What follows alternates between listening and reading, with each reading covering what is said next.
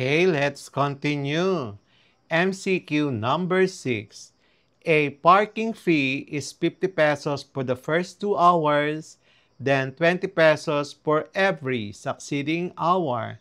This is an example of A. Quadratic function, B. Exponential function, C. Piecewise function, D. Linear function. Number 7. A train ticket costs 100 pesos for the first 5 kilometers and 10 pesos for each kilometer beyond 5 kilometers. Which function describes this? A. Piecewise function, B. Exponential function, C. Constant function, D. Quadratic function. MCQ number 8. An amusement park charges 300 pesos for weekdays and 500 pesos for weekends. This is modeled by A. Polynomial function, B. Exponential function, C. Piecewise function, D. Linear function. MCQ number 9. Which of the following is the key feature of a piecewise function? A. It has a single rule for all values of x. B. It applies different rules to different intervals of x. C. It always forms a parabola. It always decreases. MCQ number 10. A grocery offers discounts. 0% if the purchase is below 500 pesos. 5% if 500 to 1,000 and 10,000 if above 1,000. What type of function models the discount? A. Linear, B. Constant, C. Piecewise, D. Exponential. MCQ number 11. A water bill charges a fixed 200 pesos for first 10 cubic meters and 25 pesos for each additional cubic meter. What is this an example of? A. Piecewise function, B. Quadratic function, C. Linear function, D. Exponential function. MCQ number 12. A cell phone load promo charges 50 pesos for 3 days and 120 pesos for 7 days. Which type of function represents the cost per day? A. Linear function, B. Piecewise function, C. Constant function, D. Quadratic function. And then number 13. An income tax system applies 10% for earnings up to 20,000, 15% for 20,000 to 50,000, and 20% for above 50,000 pesos. What best models this? A. Linear function, B. Exponential function, C. Piecewise function, D. Polynomial function. MCQ number 14. A bus ride costs 15 pesos for the first 4 kilometers, then 3 pesos per kilometer after that. The situation is described by A. Quadratic function, B. Piecewise function, C. Exponential function, D. Constant function. MCQ number 15. If a delivery service charges a flat rate of 100 pesos within the city and 200 pesos outside the city, the situation is modeled by A. Polynomial function, B. Piecewise function, C. Rational function, D. Constant function.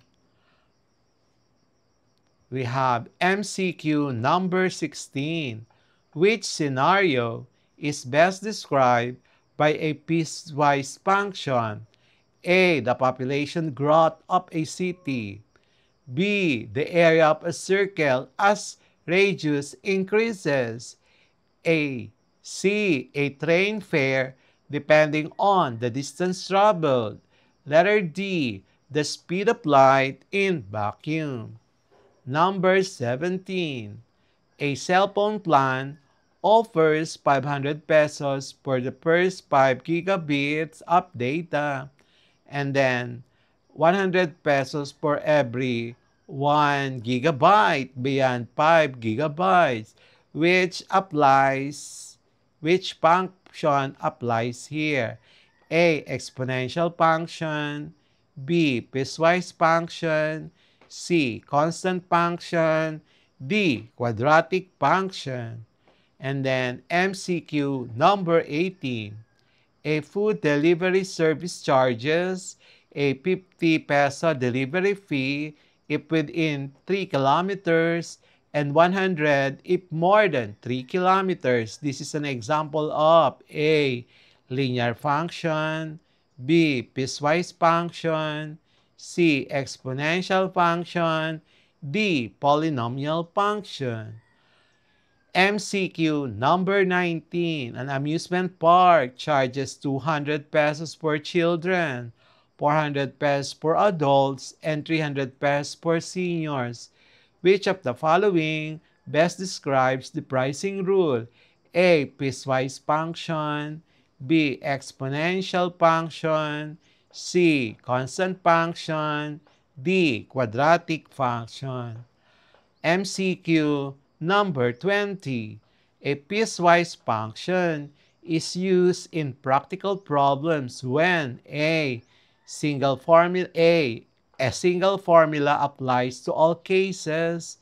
B. Different formulas apply to different cases. C. The graph is always a straight line. D. The graph has no restrictions. And then the answer key for our quarter 2 numbers in algebra lesson 12 illustrating piecewise functions in practical situations is as follows. Number 1 to 5.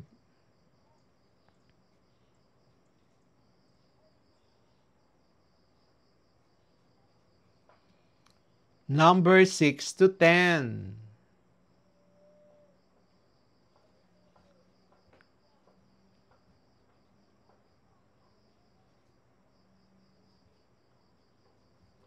Number 11 to 15.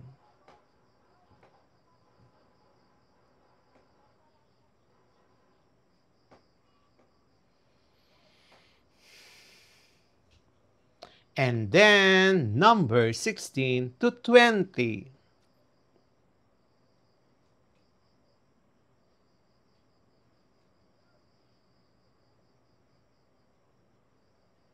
Okay, so I hope you got 100. Okay, so, and that's it for today's lesson here on Smile Road. If you learned something new today, don't forget to hit that like button and share this video with your classmates. And make sure to subscribe and tap the notification bell so you'll be the first to know when a new lesson drops. This is Sir M, reminding you that learning doesn't stop after the bell rings. Keep asking, keep exploring, and always walk the road of knowledge with a smile. Smile Road, where curiosity meets discovery. See you in our next lesson. Bye-bye.